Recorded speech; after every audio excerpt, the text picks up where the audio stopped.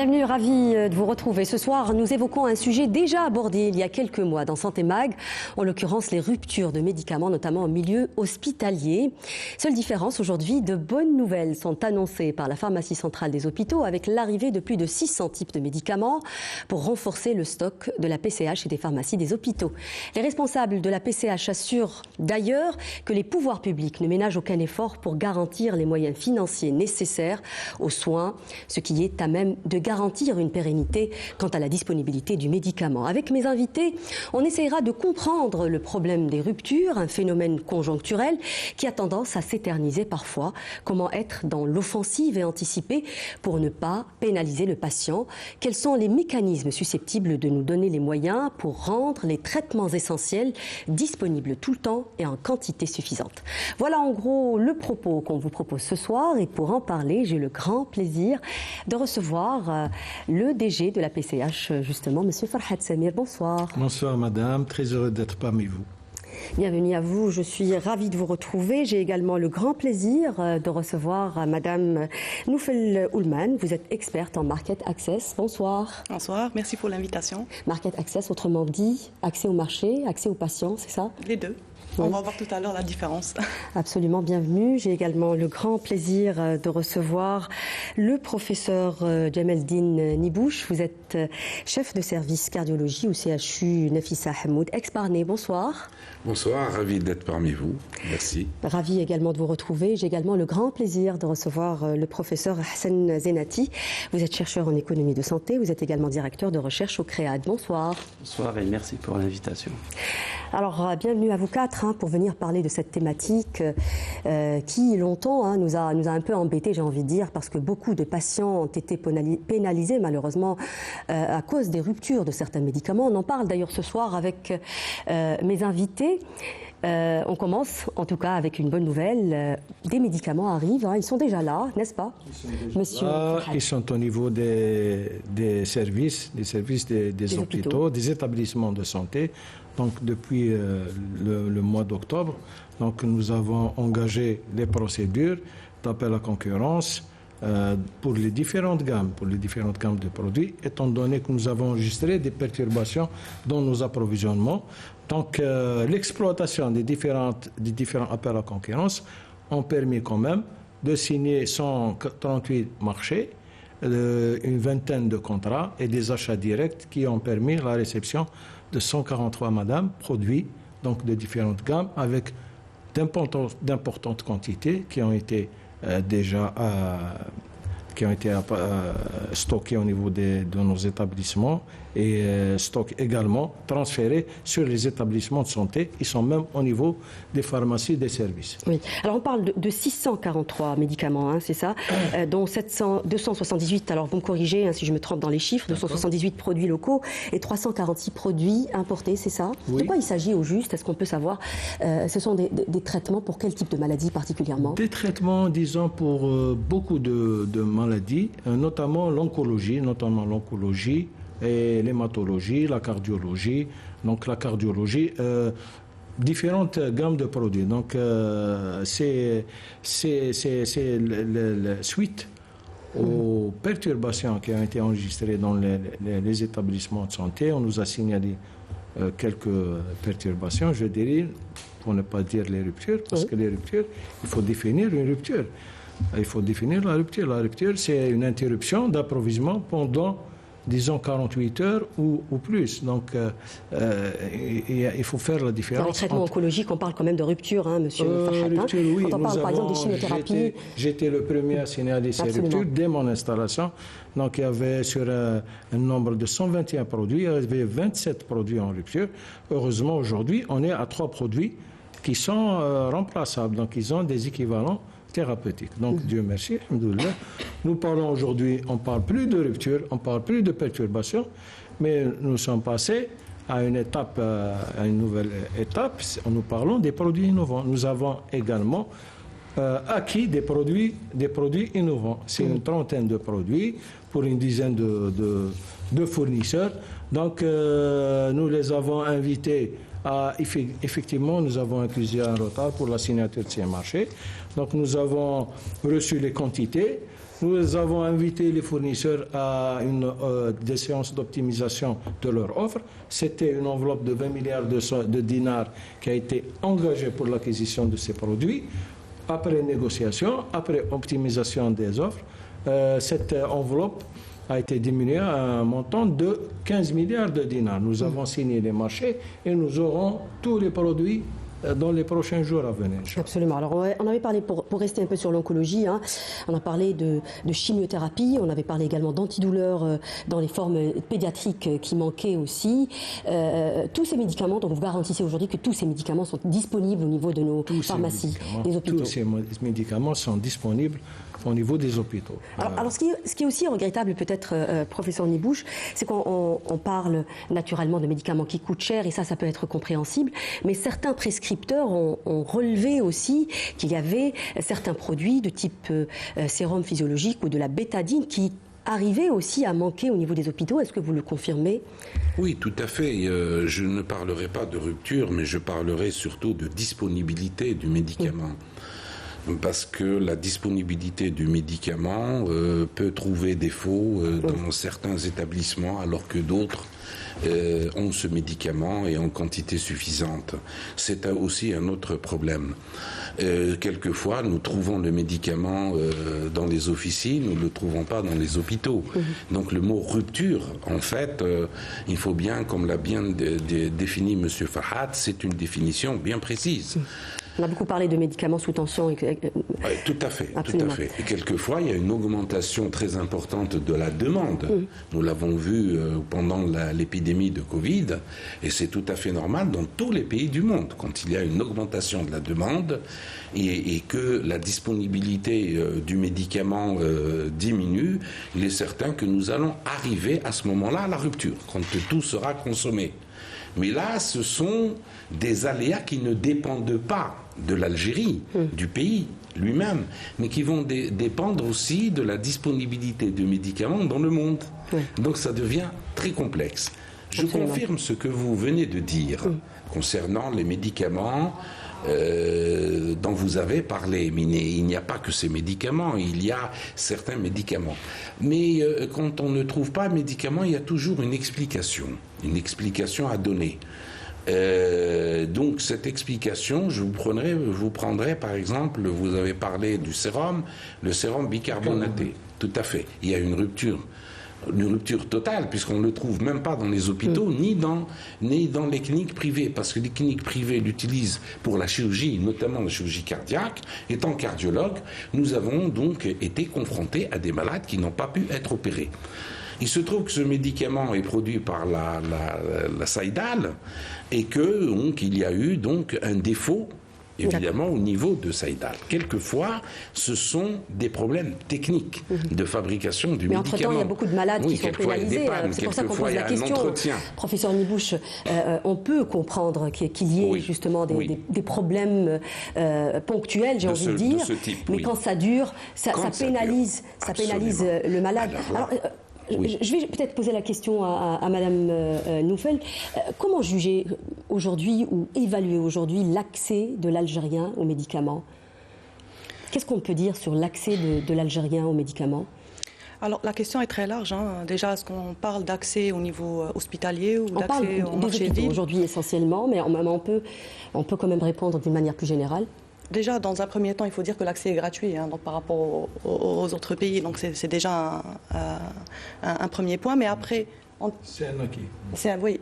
Et après, donc, en termes d'accès, si je mets de côté l'aspect des pénuries, il y a aussi l'aspect de quel médicament on parle. Est-ce qu'on parle d'innovation ? Aujourd'hui, est-ce qu'on a accès à l'innovation ou on a accès aux molécules conventionnelles par rapport à l'aire thérapeutique en question ? Donc la question est large. Oui, pour les deux. Est-ce qu'on peut répondre pour les deux ? Parce que là aussi, c'était des traitements conventionnels qu'on n'a pas eu pendant quelque temps. Bon, si je peux me permettre peut-être le dire. Vous voulez répondre sur les traitements innovants. Je pense que vous vouliez parler des traitements innovants, allez-y. Alors justement, parce que pour rester dans le même ordre d'idée de ce qui a été discuté jusqu'à maintenant, parce qu'on parlait de pénurie, on ne sait pas, donc est-ce que la cause elle est conjoncturelle, structurelle ou contextuelle ? Et aussi, parfois, elle est liée aux aspects de prix. On a parlé aussi de médicaments chers. Chers par rapport à quoi ? Donc tout est relatif. Donc, si je reviens justement à mon domaine d'expertise qui est le market access, aujourd'hui, donc ce métier qui permet donc d'apporter les outils nécessaires pour pouvoir répondre à ce type de problématique justement. Si je reviens à l'oncologie, donc on a cité l'exemple de l'oncologie. Par exemple, on a des molécules qui couvrent plusieurs indications. Et le market access, donc ce métier-là, à travers un des piliers qui est la pharmacoéconomie, nous permet justement de mettre en place des modèles pharmacoéconomiques qui permettent d'évaluer l'impact budgétaire par indication. Ça veut dire, dans certains cas, une indication pourrait être plus cost-effective, donc plus coût-efficace par rapport à une autre indication. Et donc là, on revient à l'aspect d'épidémio. Donc, la question, c'est est-ce qu'aujourd'hui, quand on parle de quantité et de stock, épidémiologiques. Voilà, stock, c'est-à-dire en termes de quantité, est-ce que c'est corrélé et lié aux aspects épidémiaux, à l'incidence et à la prévalence, pour pouvoir justement pallier aux éventuels justement pénuries. C'est une question très intéressante, de toutes les manières on la posera à M. Farhad, justement, la maîtrise des données épidémiologiques, les prévalences, parce qu'aujourd'hui on a vraiment besoin de tout ça pour connaître les vrais besoins. Je vais juste vous proposer de regarder un reportage justement qui a recueilli les échos d'une association par rapport à l'arrivée justement de ces médicaments oncologiques. C'est un reportage signé Melika Bilal. Regardez. Créée en 2002, l'association Nour ad-Douha vient en aide aux malades atteints de cancer. Composée d'une équipe d'oncologues pluridisciplinaires, l'association qui apporte aide et assistance procède également à des diagnostics précoces dans les zones reculées. Pour la présidente de l'association, l'annonce du responsable de la PCH concernant la fin de la pénurie des médicaments anticancéreux redonnera de l'espoir aux malades. C'est des malades qui viennent de l'intérieur des milliers de kilomètres, déjà quand ils arrivent dans des conditions lamentables. Cette année-là, j'ai reçu des malades, des enfants de Annaba. C'est le problème d'hématologie, qu'on n'en parle pas trop. On parle beaucoup du cancer du sein, du côlon, mais l'hématologie, c'est un peu la galère et c'est des services spécialisés, les greffes de moelle. 624 produits, dont 278 fabriqués localement, ont été acquis par la pharmacie centrale des hôpitaux. Concernant les médicaments d'oncologie, la rupture ne concerne désormais que 3 produits qui sont remplaçables. En effet, grâce à la numérisation et au bon de commande électronique, la pharmacie centrale des hôpitaux dispose d'une meilleure visibilité sur les stocks des hôpitaux et leurs besoins réels. Éventuellement, on doit faire les commandes bien avant et programmer que des malades, nous allons recevoir des malades, qu'il y aura la disponibilité des médicaments. On n'attend pas à la dernière minute, on n'attend pas jusqu'à l'alerte. On doit réserver, on doit faire des réserves. Plusieurs laboratoires pharmaceutiques activant en Algérie se sont lancés dans des projets de fabrication locale de médicaments anticancéreux, ce qui permettra de garantir un meilleur approvisionnement du marché national et partant réduire la facture d'importation des médicaments qui coûtait au trésor public 600 millions de dollars par an.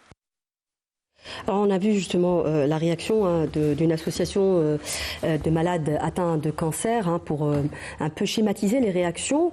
Alors le maillon, peut-être qu'elle l'a relevé, la présidente de l'association en quelque sorte, quand elle disait que on n'attend pas à la dernière minute. Peut-être que le maillon faible chez nous, c'est la détermination des besoins. Monsieur Farhad, est-ce qu'aujourd'hui on maîtrise les valeurs épidémiologiques en termes de prévalence, en termes d'incidence? On a parlé un peu de la numérisation, mais on n'en est pas encore, on ne maîtrise pas encore ce domaine malheureusement.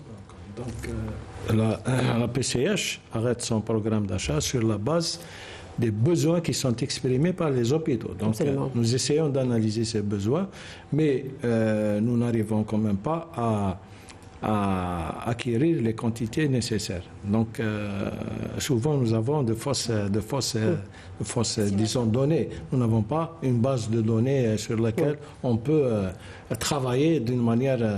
Donc ce que nous faisons donc, actuellement avec le bon de commande électronique... Qu'est-ce qui va changer justement? Alors aujourd'hui on annonce, si vous permettez, on annonce justement qu'il y a des médicaments qui arrivent, on s'en réjouit. Mais qu'est-ce qu'il faut faire aujourd'hui et quels sont les mécanismes à mettre en place justement pour ne pas retomber dans cette même situation? Avec le bon de commande électronique, nous allons avoir une visibilité. Nous aurons des informations sur les stocks des hôpitaux. Nous avons des informations, nous allons assurer une traçabilité du produit. Nous allons avoir des informations sur les stocks des établissements, des services. Nous pouvons même suivre le produit au niveau du lit du malade.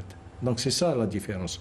Nous pouvons même faire une régulation entre les différents établissements. Lorsqu'un établissement déclare des surstocks ou un produit péremptible, donc nous pouvons orienter même un établissement qui éprouve des difficultés financières, qui risque de dépasser son budget. On peut même l'orienter dans le cadre de la solidarité interétablissement.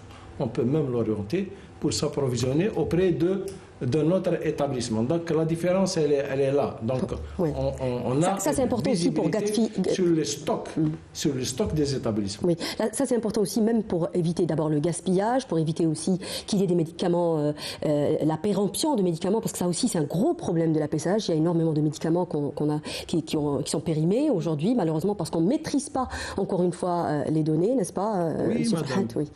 Il y a une différence. Nous avons deux sortes, deux types de produits périmés.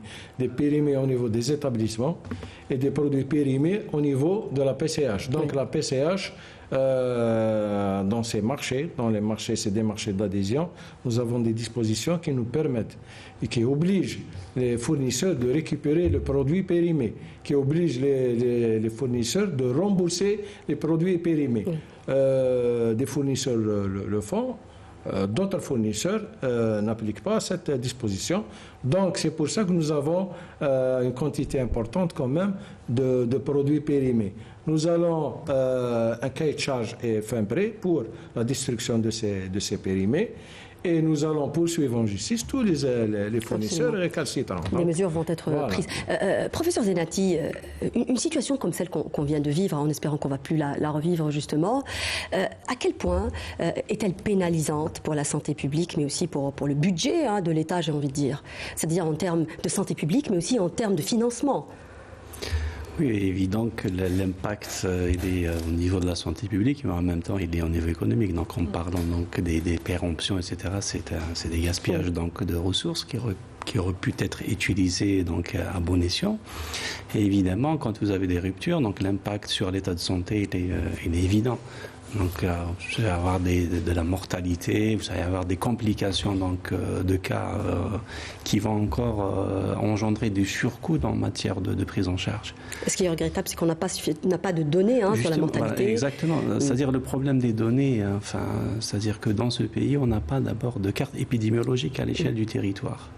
Donc ça, c'est un vrai souci. Donc en matière d'incidence et de prévalence, ça c'est, je pense qu'on a formé suffisamment donc d'épidémiologistes qu'aujourd'hui il est regrettable de ne pas disposer donc de ce type donc de base de données pour pouvoir estimer d'ailleurs les vrais besoins en matière de, parce qu'en fait aussi le besoin, et il faut le dire, en économie de la santé, vous avez un patient qui exprime un besoin et c'est le médecin qui va transformer ce besoin en consommation de soins. Bon, il va falloir le signaler. Vous voulez réagir, professeur? Oui, tout à fait. Monsieur a entièrement raison. Et ces données-là, en fait, nous avons une insuffisance très importante en Algérie. C'est l'absence des instituts de médecine spécialisée, l'Institut du cancer, l'Institut du cœur, l'Institut du rein, etc. Ce sont ces instituts qui doivent nous donner le véritable thermomètre des maladies morbides qui coûtent très cher au pays. Ça peut être fait aussi par ceux qui sont responsables aussi, du premier taux de mortalité. Je vous prends par exemple l'exemple du médicament. Est-ce que tous les médicaments qu'a importé la PCH suffiront à régler le problème du cancer? Cela m'étonnerait fort. Pourquoi? Je vais vous dire pourquoi. Parce que les commandes se font par les hôpitaux. Or, les commandes ne doivent être absolument sous-tendues par les protocoles thérapeutiques algériens et non pas des recommandations. Les protocoles thérapeutiques algériens ne peuvent venir que des instituts. Comme dans tous les pays du monde, les pays du monde fonctionnent sur les instituts. L'Institut du cancer doit absolument donner tous les protocoles thérapeutiques. C'est à partir de ces protocoles thérapeutiques que la PCH va importer les médicaments. Monsieur Farhad va avoir un problème. Ils vont lui dire, oui, vous avez importé, mais il nous manque tel et tel médicament. Pourquoi vous ne l'avez pas ramené? Et si Monsieur Farhad fonctionnait sur des protocoles thérapeutiques bien établis, scientifiquement bien établis, avec des instituts reconnus en Algérie, le problème sera réglé, absolument. Le problème, je pense qu'il ne se pose pas uniquement dans le protocole, mais aussi en termes de quantité. Aussi, aujourd'hui, la grande question, est-ce qu'on a aujourd'hui réellement les moyens, une visibilité? C'est-à-dire, tant qu'on n'a pas les chiffres nécessaires. Vous me parliez avant cette émission, justement, des contrats innovants, hein, c'est ça, Madame Noufel? Oui. En effet, justement, quand je disais justement... Qui peut être une alternative? Le métier du market access offre des outils. Et parmi ces outils, il y a ce qu'on appelle les contrats innovants. Donc, c'est des modalités contractuelles donc, entre l'opérateur pharmaceutique et l'établissement et l'autorité pour pouvoir, où il y a justement en général des modélisations sur 5 ans, sur 10 ans, pour pouvoir déjà étudier la population cible qui a besoin de cette thérapie, qui a besoin de cette molécule, donc innovante ou pas, et par rapport à perspective temps, sur 5 ans ou sur 10 ans. Donc, c'est des contrats innovants qui peuvent être signés entre les deux entités publiques et privées, qui prennent en considération, dans un premier lieu, donc la population cible, avec les besoins insatisfaits, et aussi les données épidémiologiques et les données de coûts. Et quand on parle de coûts, il y a les coûts directs et indirects. Donc c'est pour ça que je disais, c'est une nouvelle discipline en fait, et qui doit être vraiment maîtrisée au niveau de toutes les institutions publiques ou privées, qui offrent des solutions pour pouvoir pallier justement à ce type de préoccupation. Qu'est-ce que vous en pensez justement? Alors, des contrats innovants et en fait le fait de faire appel justement à des spécialistes en market access aujourd'hui qui peuvent nous aider ou nous donner les moyens, parce que c'est un investissement finalement aujourd'hui. C'est une très bonne solution. Mais actuellement, nous travaillons sur la base d'une liste commerciale qui est arrêtée par le ministère de la Santé. Par rapport aux besoins, c'est les établissements de santé qui expriment leurs besoins et qui sont validés par le ministère de la Santé. On ne peut sortir sur le cadre réglementaire actuel. Donc c'est une très bonne solution. Oui. On peut Il va falloir... Oui, allez-y. Oui, effectivement. C'est-à-dire que là, dans les contrats innovants, il y a plusieurs types de contrats. Je veux dire, des contrats financiers, donc des contrats liés à la performance. Mais il faut le dire, les contrats liés à la performance, on n'a pas vraiment le cadre, c'est-à-dire propice pour les implémenter. Même dans les pays développés, c'est assez complexe de les implémenter. Donc on peut se rabattre sur des contrats financiers de type prix volume, mais aussi remise à la première boîte sur surtout la modalité la plus utilisée, y compris en France par exemple. Et en fait, c'est indépendant du volume de vente. Donc il y a cette différence entre le prix facial et le prix réel. Donc la différence en fait, elle est reversée pour les et pour la PCH. Effectivement, ils peuvent, c'est-à-dire mettre en place des contrats pilotes de ce type-là. Par aire thérapeutique. Voilà, par aire thérapeutique. Au moins commencer par quelque chose. Des contrats qui ne sont pas prévus par la réglementation. Il faut changer la procédure, il faut adapter la législation. La législation et la réglementation. C'est intéressant, le contrat prix-volume. Exact. C'est très intéressant. Donc, néanmoins, nous avons cette contrainte réglementaire. Et il faut adapter la procédure de la PCH et le cadre général qui est la réglementation des marchés publics. Alors on a parlé de la non-maîtrise des données qui est un problème, un problème phare dans cette histoire de rupture ou de produits sous tension. Un autre problème aussi que vous venez d'en parler, le financement, qui est un problème au cœur justement de cette situation. Oui. En fait, le financement, si vous voulez, c'est une réforme majeure, elle est structurante. C'est-à-dire que, d'ailleurs moi je me pose la question, c'est-à-dire les financements, je veux dire plutôt les traitements innovants, ils sont financés par l'État ou plutôt les économies réalisées sur les ces milliards que vous avez fléchés sur les traitements innovants, c'est sur fonds propres de la PCH? C'est fonds propres de la PCH. C'est 15 milliards de dinars qui sont dégagés pour prendre en charge les produits innovants. C'est sur fonds propres de la PCH. Très bien, mais en fait, moi, ce que j'ai envie de dire, parce que en fait, c'est des besoins qui sont permanents, il va falloir un système de financement qui doit être pérenne. C'est-à-dire, on ne va pas acquérir des traitements innovants en 2023 et puis cuit de l'année 2024, 2025, etc. Et le problème aussi, c'est que puisque nous avons un fonds national donc, de lutte contre le cancer qui est dédié, et en fait, il a cumulé au 28 février la dernière quelque chose comme 66,4 milliards de dinars. Oui. Et en fait, il paie, en fait, en matière de recouvrement, je veux dire, donc, de ce fonds-là, vous avez 12 milliards par an. Mais je ne sais pas si les médicaments sont pris en charge par le fonds cancer. Je pense que c'était alloué à d'autres. Voilà. Effectivement, vous avez tout ce qui est prévention, screening, réactif, etc. Oui, les dépistages, particulièrement, absolument. Mais c'est-à-dire, le problème, c'est qu'il y a une faible consommation. C'est-à-dire, en 2022, par exemple, il n'a consommé que 5 milliards. Oui, donc, absolument. Il y a moyen, effectivement, donc, de puiser de ce fonds-là pour, justement, financer les traitements innovants. Et ça permet... Ça peut être une solution, absolument. Et d'ailleurs, l'idée a été, c'est-à-dire, celle de le supprimer. Et heureusement qu'ils ont, en fait, revenu sur cette décision. Ils ont décidé, justement, de le garder. Et tant mieux. D'ailleurs, c'est une excellente mesure. On reste sur ce financement, justement, Monsieur Farhat. Aujourd'hui, vous l'avez dit, hein, la PCH est en situation d'aisance financière, et heureusement pour nous et pour les malades. Est-ce que cela est dû aussi parce que les dettes des hôpitaux, ça aussi c'est un gros problème, hein, les hôpitaux qui ne payent pas.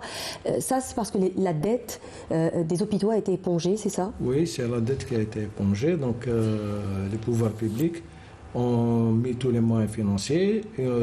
Ils ont engagé la procédure pour l'effacement de la dette. Nous avons reçu 75 milliards de dinars qui ont renfloué les caisses de la PCH.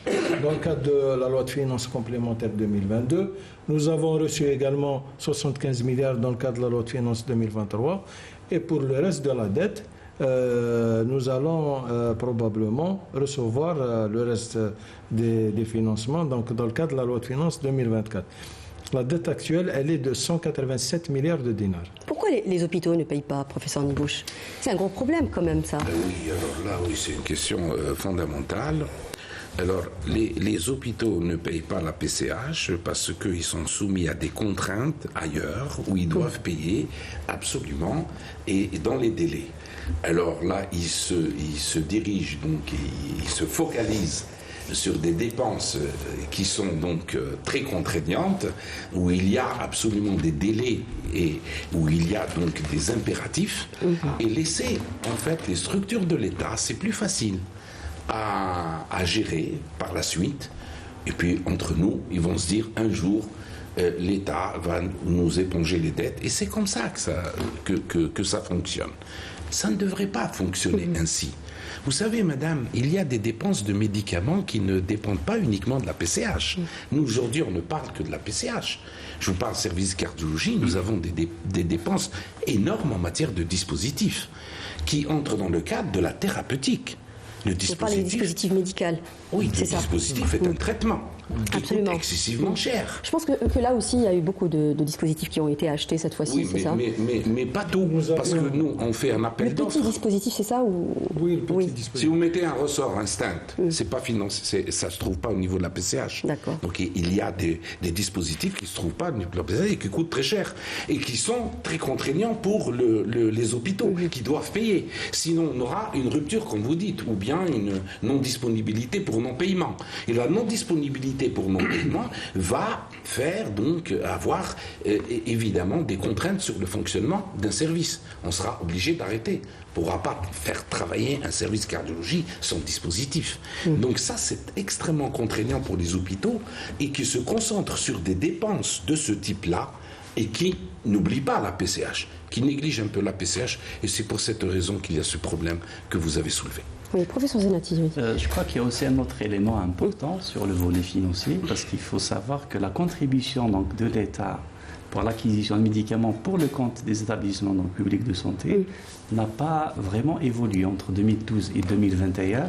Nous sommes à quelque chose comme 50 milliards de dinars. Actuellement, elle a été augmentée à 100 milliards de dinars. Aujourd'hui, elle est à 100 milliards. Mais en tout cas, sur toute la période, moi j'avais fait une petite projection, enfin une rétrospective, c'était 13% constant entre 2012 jusqu'à 2021. Et tant mieux maintenant, si effectivement il y a eu une augmentation de...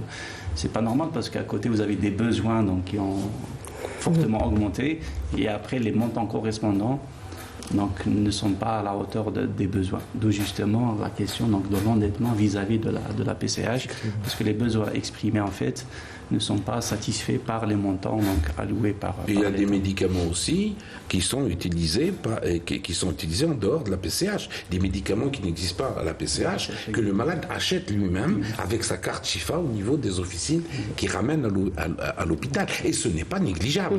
C'est une masse d'argent énorme sur le plan économique. Parfois, il faudrait rajouter. Ce qui est triste, c'est que parfois c'est pas avec la carte Chifa. Parfois quelquefois ce n'est pas avec la carte Chifa. Souvent, c'est des produits absolument. C'est des produits souvent. qui sont inclus à travers la carte Chifa. Ça, c'est un aspect très important. Il y a d'autres Madame Noufel en parlait tout à l'heure justement de ces dépenses indirectes, absolument, des ménages qui supportent quelque chose comme les 2 tiers. Voilà. Aux dernières estimations de l'OMS, vous avez la part contributive de chaque agent de financement, vous avez les ménages à hauteur de 37%, la sécurité sociale à hauteur de 25% et l'État à hauteur de 28%. Oui.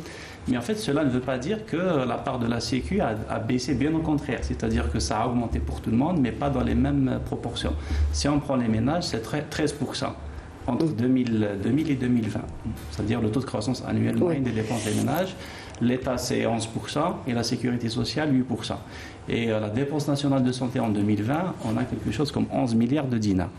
Et ça va doubler à l'horizon 2030. Donc on aura des dépenses globales de santé à l'échelle du territoire de l'ordre de 22 milliards de dinars donc en 2030. D'où la nécessité justement donc, ça c'est un gros problème, de réformer le système de financement. On a envie de poser la question, est-ce que les gouvernements aujourd'hui sont réellement conscients de ce poids justement de ces dépenses indirectes, professeur Nibouche, d'abord sur le plan financier aussi, parce que les gens, quand ils sont mal pris en charge ou qu'ils n'ont pas des soins de qualité, finissent justement par prendre des congés maladie, par l'absentéisme, les morts prématurées. Est-ce qu'on est conscient de tout ça ? Oui, je crois qu'on est conscient, mais en fait, la complexité des choses fait que on néglige très souvent ce côté-là, effectivement. C'est un côté extrêmement important et il faudrait que dans l'avenir, on puisse y réfléchir pour trouver des solutions adéquates. Et donc, ça nécessite certes un financement. Le financement est important. Je pense que le financement devra augmenter parce que le coût de la santé a augmenté. Oui. Le coût a augmenté. Une santé de qualité, ça se paye finalement. Oui, ça se paye. Ça se paye énormément. En cardiologie, je pourrais vous dire, en 5 ans, nous avons pratiquement quadruplé le prix de la santé. En matière d'innovation, il n'y a pas que le médicament. Nous avons en cardiologie aussi de l'innovation dans les dispositifs. Oui. Et quelquefois même, Je voulais donner la parole à M. Farhad justement. Continuez, terminez, on va lui tendre la perche pour les dispositifs médicaux. La contrainte majeure dans l'innovation, c'est quelquefois le fabricant ou le laboratoire ne fabrique plus les anciens dispositifs et vous fabrique les nouveaux qui coûtent 10 fois plus cher. Et vous êtes pour le médicament aussi, c'est pareil. Pour le médicament dispositif innovant et vous n'avez pas le choix. Vous êtes obligé de payer. Et c'est le coût qui augmente. Et donc l'État doit absolument payer plus. Monsieur Farhad, sur le dispositif médical, justement, il y a du nouveau aussi là-dessus ? Il y a du nouveau, mais je voulais signaler que la PCH, depuis 2 années, enregistre des infructuosités par rapport aux appels d'offres qui sont lancés pour l'acquisition des dispositifs médicaux. Nous avions enregistré une contrainte réglementaire dans le décret exécutif. Heureusement, il a été modifié. Dans le décret, on exigeait l'homologation des produits ou la commercialisation de ces produits. Heureusement, la solution a été trouvée. On a amendé cette disposition et nous avons lancé les appels d'offres pour l'acquisition de ces dispositifs médicaux que nous aurons, Inch'Allah. Et dans ce cadre-là, excusez-moi madame, c'est très important ce que je vais dire. C'est très important de ce que vient de dire M. Farhad parce qu'on était bloqués et que des malades étaient obligés d'être transférés à l'étranger par manque de dispositifs. Ça, je le dis. Et ça coûte toujours très cher à l'État algérien. Ces dispositifs existaient, la réglementation changée, tout a été bloqué. Heureusement que M. Farhad aujourd'hui donc nous donne cette très très bonne nouvelle. Et là, ça va être débloqué et heureusement, et surtout en cardiologie de l'enfant, Donc ces malades seront opérés, Inch'Allah, en Algérie. Allez-y, brièvement, parce que j'ai envie de donner la parole quand même à Madame Noufel. On a un peu accaparé la parole. Les implants cochléaires, nous avons également eu l'occasion et la chance actuellement de lancer l'appel d'offres pour l'acquisition des implants cochléaires. Justement, puisque vous parlez d'appel d'offres, j'ai envie de dire, est-ce que notre système d'approvisionnement aussi ne nous a pas pénalisé? Je vous pose la question à vous, Madame Noufel Oudmal. On sait très bien que l'acquisition ou l'approvisionnement de médicaments en Algérie se fait par appel d'offres chaque 5 ans, c'est ça? Chaque 3 ans? C'est des appels d'offres annuels, oui. Mais les marchés qui sont signés sont renouvelables chaque année pendant une durée de 5 ans. Oui. Donc on peut les avoir. Donc ça aussi, ça nous a pénalisé, puisque l'Algérie a des délais d'enregistrement très lents. Oui, en effet, comparé, ça c'est connu, mais ce que je voulais dire, c'est que ce type de contrainte ou de préoccupation n'est pas propre à l'Algérie, je veux dire, c'est universel. Que ce soit les délais d'enregistrement ou les contraintes liées les contraintes liées au financement et le fait de la nécessité de revoir le système de financement justement pour pouvoir pallier à ce type de problématique. Mais ce que je voulais dire, c'est que aujourd'hui, il y a la nécessité d'avoir ce qu'on appelle un observatoire ou un baromètre national qui nous permet justement d'avoir une vision holistique entre les différents... Il existe l'observatoire de la disponibilité, c'est ça? Ça existe au niveau du ministère de l'Industrie pharmaceutique. Mais il est gelé actuellement, je pense, c'est ça? Ce que je voulais dire, c'est un observatoire de data, ce qu'on appelle communément un data hub, qui permet justement d'avoir toutes les données d'ordre épidémiaux et corrélées aux données de coûts, directs ou indirects, parce que toutes ces données... peut-être quelque peu existent au niveau des institutions, au niveau des ministères, c'est juste qu'elles ne sont pas consolidées. Elles ne sont toujours pas consolidées au niveau d'un seul observatoire qui peut servir comme baromètre et donner une vision de tout ce qui se passe au niveau du ministère de la Sécurité sociale, ministère de la Santé, PCH, c'est-à-dire couvrir un peu toutes les institutions.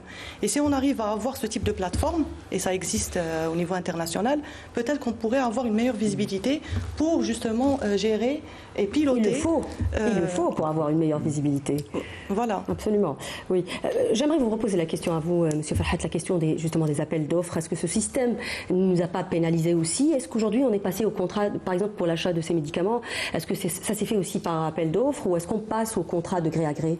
Parce qu'on en avait parlé à un moment donné justement. On peut passer au contrat de gré à gré s'il s'agit d'un produit seul enregistré. Donc, lorsqu'il s'agit d'un produit seul enregistré, on peut passer de gré à gré. La réglementation nous le permet. Lorsque la PCH également est actionnaire dans une société, donc elle peut passer directement, sans passer par des gré à gré. C'est un achat direct, puisqu'elle est actionnaire, elle est associée. Donc, c'est une bonne proposition. Nous ne l'avons pas encore exploitée. Mais on va essayer de le faire, Inch'Allah. Elle est en cours. Oui, professeur Zenati. En fait, moi, je voudrais justement rebondir sur les appels d'offres, mais aussi sur les coûts directs, parce que c'est très important. Moi, je pense que la procédure de l'appel d'offres n'est pas la modalité la plus pertinente, surtout en matière de la santé n'attend pas. Absolument. Et puis, il y a des coûts de transaction. D'ailleurs, là, pour l'appel d'offres, je crois que ça s'est fait en juillet, c'est ça? Et les délibérations ont eu lieu, je ne sais pas, 5-6 mois après. 5-6 mois. 5-6 mois après. Donc, c'est 6 mois. Voilà, délai moyen, c'est 6 mois. Donc, c'est quand même c'est pénalisant, je veux dire, pour le patient. Maintenant, pour revenir sur les coûts indirects, en fait, il y a un vrai souci en matière de données, parce qu'aujourd'hui, pour approcher les coûts indirects de notre pays, donc je parle par exemple des cancers, je ne vais pas dire que c'est presque impossible, mais les données sont chronophages. Et en même temps, il va falloir donc taper à toutes les portes. Et c'est pas sûr que vous allez avoir, je veux dire, les données intermédiaires pour arriver, au résultat final. Il y a eu un travail qui a été fait par l'Institut suédois d'économie de la santé, donc sur la région Méditerranée. L'IHE. Justement, l'IHE. Ils ont estimé les coûts directs du cancer en Algérie à quelque chose comme 1,5 milliard. Et les coûts indirects, c'est 630 millions de dollars. Donc le tout, ça nous fait pratiquement 2 milliards et demi. Mais en fait, c'est que les coûts indirects, justement, ça peut être un plaidoyer pour l'acquisition des innovations thérapeutiques, parce qu'en général, nous avons une vision unilatérale, c'est-à-dire que le payeur regarde seulement, c'est-à-dire son budget, mais il ne prend pas en compte la perspective collective, parce que plus on élargit la perspective, plus les coûts sont importants, parce que vous avez des coûts directs, des coûts indirects aussi, c'est-à-dire y compris les aidants, parce que vous avez donc des aidants qui participent à la prise en charge donc, des cancéreux, et ce sont des gens qui sont sur le marché du travail. Donc c'est des pertes de production pour eux aussi. Énorme, oui. Oui. Donc toutes ces questions doivent être quand même prises en considération. Et moi j'appelle de mes vœux à ce que la sécurité sociale permet, si vous voulez, aux chercheurs et aux cliniciens, etc., d'accéder à ces données. On peut avoir le nombre d'arrêts maladie par type de cancer, le montant, etc., pour pouvoir estimer les pertes de production. Ça, je trouve que absolument il y a une plus grande implication de la sécurité sociale, pas seulement dans les données, hein, même dans le remboursement. Justement, aujourd'hui, on parle de beaucoup de médicaments qui ne sont pas remboursés, hein, professeur Nibouche. Pour parler, par exemple, de la diabétologie, il y a aujourd'hui beaucoup de traitements innovants, hein, puisqu'on parle aussi des traitements innovants qui ne sont pas pris en charge et qui changent la vie des malades. Aujourd'hui, il est établi qu'un traitement innovant améliore l'espérance de vie. Oui, tout à fait. En fait, c'est le service rendu. Le service rendu par le nouveau médicament par rapport, évidemment, à la gravité de la maladie et par rapport aux médicaments déjà existants. S'il a un service rendu donc, qui est supérieur, il est évident qu'il pourra être remboursé. Donc c'est une évaluation qui doit se faire. En Algérie, nous n'avons pas encore une institution valable pour pouvoir justement évaluer correctement ce type de situation, comme par exemple la Haute Autorité de Santé en France. Ceci dit, c'est très important que, évidemment, les compagnies d'assurance puissent gérer ce problème. La CNAS seule, je pense sincèrement, ne pourra pas, parce que la CNAS a beaucoup... Ça se fait ailleurs? Oui. Absolument. Oui, tout à fait. Il faudrait qu'il y ait d'autres compagnies d'assurance qui doivent donc s'impliquer via cotisation, via aussi prise en charge par des sociétés de grande envergure. Nous le voyons avec Sonatrach qui prend en charge ses malades. Oui. Nous voyons avec Sonelgaz qui prend en charge ses malades. Donc il y a possibilité qu'il y ait implication d'autres institutions dans la prise en charge réelle du malade. Et je crois que dans l'avenir, je pense que c'est la meilleure solution qui pourra s'offrir à nous. Oui. Monsieur Farhat, alors on parle de traitements innovants. Vous avez annoncé également l'acquisition de traitements innovants, notamment dans l'oncologie, c'est ça? En oncologie, 28 produits dans l'oncologie. Un produit pour le rhumatisme et un autre produit pour la sclérose en plaques. Oui. L'immunothérapie également, parce qu'on en a parlé pendant longtemps, il y a du nouveau dans l'immunothérapie également. Mais ça, ce n'est pas des traitements innovants. Ce n'est pas des traitements. Il y a des traitements innovants dans l'immunothérapie. Donc, ils ont été acquis dans le cadre des produits innovants. Oui. Comment cerner les établissements éligibles justement de recevoir des médicaments ou des traitements de haute qualité thérapeutique? C'est les établissements qui ont demandé, qui ont exprimé le besoin de ces produits innovants. C'est sur la base de ces besoins, de ces demandes que nous avons établi les produits, la nature des produits et les quantités. Oui. Donc nous avons travaillé sur... Alors aujourd'hui, on annonce depuis tout à l'heure de bonnes nouvelles, mais l'idée derrière cette émission aussi, c'est de parler peut-être d'une refonte d'un système pour ne pas tomber justement dans le même piège. Quels sont aujourd'hui les mécanismes sur lesquels vous allez vous baser? Alors on a parlé justement du bon de commande électronique, en espérant que ça se généralise. La numérisation, c'est très important aussi pour maîtriser les besoins. C'est la numérisation qui peut régler le problème des besoins. Nous avons travaillé et nous travaillons encore sur la numérisation. Il y a tout un travail qui a été exigé par Monsieur le Premier ministre. Donc, Monsieur le ministre qui nous a demandé également de travailler sur la numérisation, sur les approvisionnements. Nous avons travaillé également, Madame, sur la procédure des commandes et des marchés de la PCH. Elle a fait l'objet d'une proposition pour l'amendement de cette procédure. Donc, c'est 33 points qui sont proposés pour un amendement. Il sera soumis incessamment, Inch'Allah, au CA pour approbation. Quand même, des efforts sont consentis sont en cours pour engager une gestion moderne, gestion moderne de la PCH. D'accord. Alors, il était clair qu'on est en train de repenser ce système. Comment investir, selon vous, Madame Noufel, dans la recherche de moyens pour rendre les traitements essentiels, particulièrement disponibles et en quantité suffisante? Moi, je dirais que ce qui se fait justement d'une manière universelle, c'est d'utiliser, de mettre en place déjà les outils. Il y a des outils de prise de décision qui puissent éclairer, aider le décideur et le bailleur de fonds, les autorités, quant aux investissements à octroyer vers une aire thérapeutique ou une autre. Déjà, il faudrait d'abord savoir est-ce qu'on sait déjà quelle est l'aire thérapeutique qui consomme le plus, qui consomme le plus de budget. Pour pouvoir décider de ce qui suit par rapport aux innovations. Et quand on dit innovation, parfois le prix facial il paraît cher, mais quand on fait de la modélisation, ce qu'on appelle donc la pharmacoéconomie, donc la modélisation à moyen terme, parfois à 5 ans, 10 ans, on peut voir que cette innovation en question génère des économies par rapport au comparateur ou la molécule conventionnelle qui est aujourd'hui commercialisée. Absolument. Ce qu'on disait tout à l'heure par rapport aux morts prématurées, par exemple. Et ça apporte des économies. Donc là par contre, c'est seulement des outils très simples à travers un apprentissage et des formations qu'on pourrait mettre en place.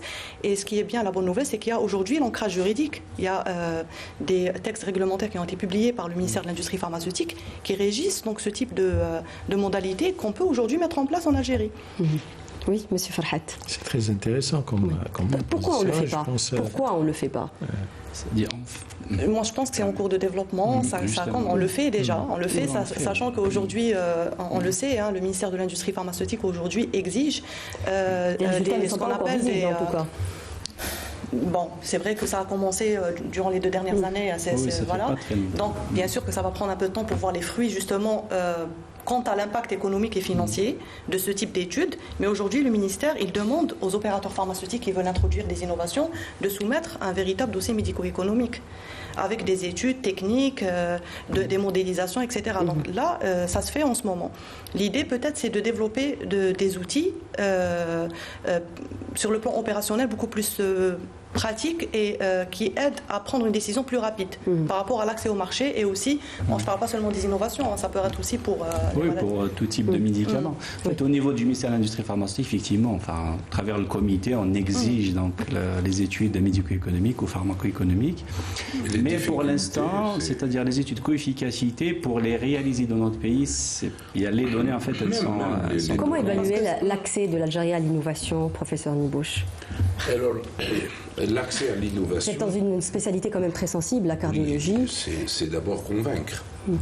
C'est d'abord convaincre que l'innovation apporte plus que les traitements conventionnels, traditionnels. Ça, c'est important, c'est de convaincre d'abord que mettre beaucoup d'argent, ça va amener un résultat beaucoup plus important en termes de mortalité. Parce que nous, ce qui est très important, c'est l'évaluation de la mortalité. Il faudrait que qu'en donnant un médicament, les malades meurent moins. Mais s'ils meurent de la même façon, pourquoi aller gaspiller autant d'argent pour un résultat médiocre? Et là, nous sommes contraints, nous, à aller vers l'innovation, parce que comme je vous l'ai dit, en cardiologie c'est différent. En cardiologie, les laboratoires arrêtent de fabriquer les anciens modèles, c'est comme les voitures. On vous arrête la pièce de rechange, donc vous n'êtes plus, vous allez aller vers l'innovation. Et ça, c'est une obligation qui nous impose des contraintes. Et quelquefois, même dans nos marchés, vu le coût très élevé, on est obligé de diminuer la quantité sur des dispositifs qui coûtent excessivement cher. C'est extrêmement important. Je vais rebondir sur votre point qui est fondamental, qui est important, et c'est ça les progrès. Cependant, en Algérie, il y a, et c'est très important, il y a le problème des données. Vous ne pouvez pas faire une étude économique si vous n'avez pas de données, Finalement, c'est notre talent d'agir, comme a dit monsieur. Vous allez vous baser sur quoi? On va vous dire, bon, écoutez, vous allez me faire une étude économique sur tel médicament, sur telle maladie. Vous n'avez même pas la prévalence, comme disait madame, de la maladie en Algérie. Comment allez-vous faire vos calculs? Ce n'est pas possible. Il vous faut des données. Professeur Nibouche, il ne nous reste pas beaucoup de temps. Vous voulez répondre? Il ne nous reste pas beaucoup de temps. Je vais vous donner la parole, professeur. Il nous reste quelques minutes. Alors, Est-ce qu'on est conscient aujourd'hui, Monsieur Farhat, que l'innovation n'est pas un luxe? Est-ce qu'on a compris que le futur du médicament n'est pas le médicament conventionnel qu'on a aujourd'hui, mais c'est plutôt les thérapies géniques, le médicament biologique? Est-ce qu'on a compris que c'est ça le médicament de demain? Parce qu'aujourd'hui, on a l'impression qu'en Algérie, on prend des médicaments, mais quand on arrive à l'innovation, on dit « Ah, ça, on ne peut pas se le permettre, c'est trop cher ». Effectivement, madame, l'innovation, c'est principalement les budgets. Il faut assurer les financements nécessaires. Vous avez déclaré, vous avez dit que l'État, que le gouvernement a déclaré qu'il ne va pas lésiner sur les moyens. Ça, ce sont vos propos. Donc, est-ce qu'on va voir de l'innovation prochainement? On va voir de l'innovation, mais il faut déjà avoir ces produits, il faut qu'ils soient déjà voilà, efficacité. Il faut avoir une plus-value par rapport à ces produits. Et ces produits tomberont dans quelques années dans le domaine public. Ils ne seront plus dans la hall de l'innovation. Donc, il faut déjà qu'ils soient enregistrés au niveau du ministère de l'industrie pharmaceutique, ex-industrie pharmaceutique. Et dès qu'ils seront enregistrés, ils seront probablement sur la liste commerciale de la PCH. Ils feront l'objet des appels d'offres. Ils seront acquis, Inch'Allah, dans les prochaines années. Oui, professeur Zenati, vous vouliez... En fait, par rapport aux données, effectivement, c'est une vraie contrainte, parce qu'aujourd'hui, conduire des études co-efficacité dans notre pays, enfin, je ne vais pas dire impossible, non, mais c'est difficile. En général, on se contente des analyses d'impact budgétaire, or que l'impact budgétaire, normalement, c'est une analyse complémentaire par rapport à une étude co-efficacité. Ça, c'est la première chose. Mais en même temps, moi, je voudrais insister aussi sur le travail pluridisciplinaire, donc l'épidémiologiste, avec l'économiste, avec le clinicien, aujourd'hui le statisticien, etc. Il faut travailler ensemble pour pouvoir justement sortir avec on a du mal à travailler ensemble. Oui, chacun travaille dans son petit coin et du coup il n'y a pas de synergie et en fait c'est quand même un gâchis, je veux dire, pour... Oui. Alors il y a un autre point aussi sur lequel j'aimerais vous faire réagir, professeur, le consensus thérapeutique. Ça aussi c'est important pour cerner cette problématique de rupture. J'en ai parlé tout à l'heure, c'est fondamental, c'est la base de tout. Et c'est les protocoles thérapeutiques qui évoluent d'ailleurs, et qui évoluent, madame, vers l'innovation, inéluctablement vers l'innovation. Je n'ai pas vu de protocole thérapeutiques figés sur des années. Non, les protocoles évoluent. Et ces protocoles se font sur des bases scientifiques, sur les réalités d'un pays, sur les possibilités économiques d'un pays. Et ces protocoles thérapeutiques sont élaborés par des sociétés savantes, mais qui travaillent avec des instituts. Nous devons avoir nos instituts. L'Algérie a besoin de ces instituts de santé publique. Nous avons l'Institut national de santé publique, mais qui doit regrouper l'ensemble de ces instituts pour que ce travail puisse faire. Le consensus, madame, est fondamental. C'est pour cette raison que je dis à M. Farhat, vous avez ramené des médicaments sur les commandes des hôpitaux, mais chacun a commandé selon sa propre façon de traiter. Mais il faudrait que tout le monde puisse être d'accord sur la façon de traiter. Quand on me dit, moi, voilà, les recommandations américaines disent cela, les recommandations disent qu'on ait un système d'alerte, peut-être. Absolument. Qu'il y ait des protocoles propres à notre pays. Et ça, c'est très important. Et ceci, madame, va éviter le gaspillage. On n'a pas parlé du gaspillage qui est fondamental dans la gestion. Monsieur Farhat est au courant du problème du gaspillage. La numérisation de la PCH va régler un problème crucial du gaspillage et surtout va rationaliser les dépenses. Et c'est très important ce point-là. Oui. Parce que quand vous avez des guidelines, effectivement, ça permet d'homogénéiser donc les pratiques médicales. Des guidelines locaux. Et ça ne va pas justement créer des différences en matière de coûts, donc en matière de pratiques. Nous avons des difficultés pour arrêter les consensus thérapeutiques. Donc, je pense qu'il faut travailler sur... Il faudra s'asseoir sur la même table pour pouvoir communiquer, justement, parce que je pense qu'il y a un petit problème de communication dans le domaine de la santé. Je termine avec vous, Madame Noufel. Alors, vous avez terminé en disant rationalisation des dépenses. Est-ce que la rationalisation des dépenses et une santé de qualité ne sont pas antinomiques? Je dirais que non. Enfin, moi, pour moi, c'est quand on parle de déjà rationalisation des dépenses, c'est au niveau de tous les secteurs, hein, pas seulement la PCH. Oui, on peut parler justement de maîtrise de coûts dans d'autres domaines, mais quand on arrive à la santé, on se dit quand même qu'une santé de bonne qualité doit avoir un prix. La santé... Justement, et quand on revient au prix, justement parce qu'aujourd'hui, considérant les contraintes budgétaires et l'évolution des dépenses de santé, donc les payeurs sont plus regardants par rapport à la notion de prix. Mais le prix, donc quand on parle de prix, ce prix doit être optimal pour l'autorité, qu'il soit abordable par le budget de la santé, qu'il soit optimal aussi pour le patient, qu'il soit abordable par le patient si c'est un médicament ville, mais il doit aussi être optimal pour l'opérateur pharmaceutique. Parce que ce prix-là doit sécuriser un modèle économique viable et pérenne pour l'opérateur pharmaceutique pour qu'il continue à opérer dans le pays en question. Et ça, à chaque fois, on se braque. C'est pour ça que parfois, il y a des bras de fer en termes de négociation entre les opérateurs et le payeur par rapport au prix. Quand il y a des demandes de baisse de prix qui parfois, à un certain moment, ce n'est plus viable et c'est plus pérenne pour la viabilité de l'entreprise en question dans le pays. Donc c'est tout un écosystème. Absolument. On termine sur ça. Je termine avec vous, Madame Oudman. Merci à vous, messieurs et Madame, d'avoir participé à cette émission. Merci à vous de nous avoir prêté attention. Cette émission est à présent terminée. N'oubliez pas de nous rejoindre sur les réseaux sociaux pour trouver des reels, retrouver des reels de mes convives avec des conseils, mais aussi des informations.